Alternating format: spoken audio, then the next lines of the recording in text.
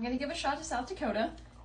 This is gonna be the first take. I will post this no matter how good or bad it ends up because I want you to see whatever comes out of this. Basically, first idea for South Dakota is that we're gonna do Mount Rushmore. Rocks are hard to paint, portraits are hard to paint, and Mount Rushmore is both. So first thing, gotta trace it out. All the other stuff's like usual and get it on a little piece of stretched canvas ready to actually paint it, and we'll see where it goes from here. Alright everybody, welcome into this special little mini-series within the series of me attempting to paint Mount Rushmore for South Dakota. So if it's your first time here, the steps are still the same at the beginning of every single one of these states, tracing it off of that map, cutting it out, tracing it onto some stretch canvas, painting it on some stretch canvas, and then once I finally finish painting this, I will glue it up on the map if it passes the inspection. I know we've been trying to get away from the blues, but I can't think of any other color to put, even looking through a bunch of internet photos as the background here. So I'm just going to make a very cloudy blue sky and get this ball rolling. I can always change the sky later, but this will help with the basic layout for Mount Rushmore. And then here we are going in for the basic layout of those rock formations, trying to get the tops of each of these guys' heads lined up correctly against the horizon, along with the other rock parts of the mountains that are formed around it being correct from the get-go. Like I've already said, rocks are really hard to paint and portraits are really hard to paint. This is kind of a culmination of both those things, so I think that's either going to go really well or really awful, and I'm basically just focusing on the basic layout through this entire video. Feel free to skip basically to the end if you don't want to watch the entire starting lineup of the mitten on the mountain, because it is a lot of laying out in order to do a portrait correct, because even if the portrait's amazing, if the what are they called? If the proportions are incorrect, the portrait will look good, but wrong at the same time. So I'm gonna do my best to get the layout correct here.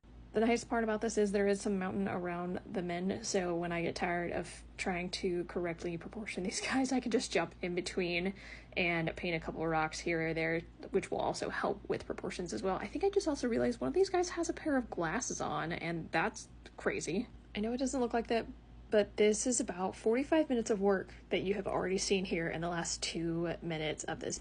Okay, we are gonna have to go for multiple parts on South Dakota because I don't know if Mount Rushmore is even gonna work out. I'm really trying on this one, but each of these episodes normally take about an hour for me to do start to finish, and then editing and uploading, except I am already at close to that. I'm at the time limit I essentially have to make one of these videos in the app, because I do it 3 times speed when I'm working on the parts of like actually painting and the cutting out and then the tracing and stuff like that. And I only have enough time to finish describing to you what exactly is going on right now, but I'm going to flip this around and show you where we're at with painting Mount Rushmore, or attempting to do so. So we're here, and if you saw the most recent video I uploaded, and you're going to see a little bit in this video, it doesn't look like I got very far, but the most important part of portraits, and then especially with rocks like we did for Utah, is proportions. And you can just kind of barely see the basic layout of where these men need to go, and I think it's good, but we're not going to find out until we're too far in. So yeah, I'm basically just going to keep working on it and then upload it as fast as I can. Sorry that this is going to be multiple parts, it's just going to happen, and I'm going to have to take breaks because this is taking a while. Go on to part 2 of painting South Dakota, or at least attempting to. We are painting a Mount Rushmore. If you're just now joining, this is basically an attempt for me to paint Mount Rushmore, and if it's good, we're going to put it on South Dakota. If it is bad, we're going to try something else, but I wanted to give this a shot.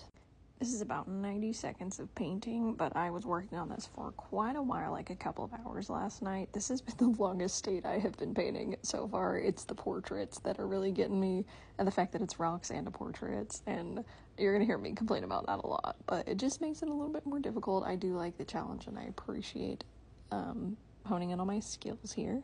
Every time I attempt another face, it is scary, because like this first face, I think I've got it down. This face in particular was giving me quite a lot of trouble, and I basically just got it to a happy point where I was okay with leaving it while I jump over to Abe Lincoln. I don't know all of the men in this mountain. Like, I know I'm painting the mountain men, but I don't know who they all are. I got Washington, I got Lincoln, the 2 guys in the middle beats me. But I think that middle portrait is the most solid, so I'm going to use everything based off of that to try and correct any proportions, and to use those as a guide for the shading. And I'm going to have to go over Lincoln some more, because this is about when my paint started to dry out, so I called it for the night and I walked away, and I'll get back to Lincoln later. And I'm not going to be able to finish it today, so I will upload part 3 tomorrow.